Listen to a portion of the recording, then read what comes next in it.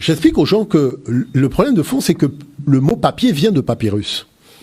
Et donc, à partir de là, la première fois qu'on a écrit sur un support souple d'écriture, c'est quand même en Afrique.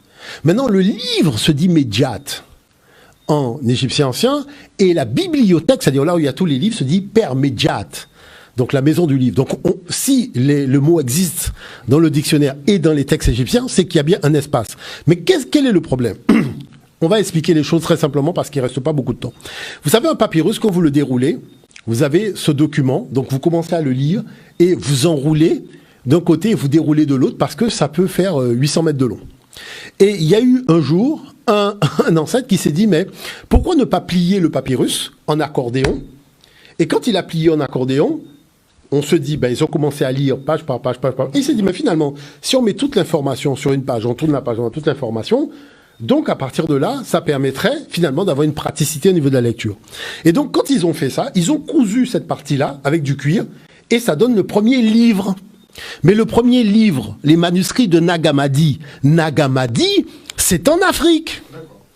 Donc, si le premier livre de l'histoire de l'humanité est né en Afrique, la question c'est pourquoi personne ne le sait ? Parce que dans ce livre-là, Jésus est marié à Marie-Madeleine. On va continuer, mais avant de passer, j'aimerais poser aussi une question.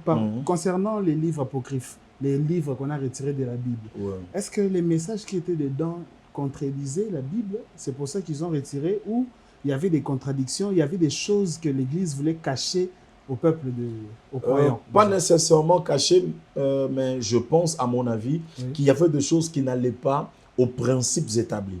Parce qu'il y avait de prélat, il y avait de principes établis pour qu'un livre soit admis. Et quand on trouve que ça ne répond pas à la doctrine et que ça ne correspond pas au prélat que nous avons mis, on trouvait mieux de l'écarter. Par exemple, il y avait parmi les conditions du Nouveau Testament pour qu'un livre soit admis dans les canaux du Nouveau Testament, les livres devaient parler de Christ et les livres devaient être authentifiés par les apôtres. Ok. Et quand on trouve qu'un livre, il n'y a pas vraiment... Voilà pourquoi même Christ, quand il vient, il a fait des emprunts, des emprunts bibliques. Il va utiliser les livres de Deutéronome quand il dit à Satan, l'homme ne vivra pas de pain. C'est pas un livre, c'est pas le Nouveau Testament, ça c'est l'Ancien Testament. Il est dans la Torah, il fait un emprunt dans la Torah, il parle. C'est pour dire qu'un livre devrait certifier, même dans l'Ancien Testament, les livres devraient annoncer d'une manière cachée, figurée, les messages de Christ. Donc justement, parmi ces livres apocryphes, il y a un monsieur qui a parlé d'une possible relation amoureuse entre Marie de Madeleine et Jésus-Christ. Que disent les évangiles par rapport à ça? Est-ce qu'il y avait quelque chose entre eux? Nous entendons parler de ces choses-là, et des fois ça fait rire, parce que la Bible ne pouvait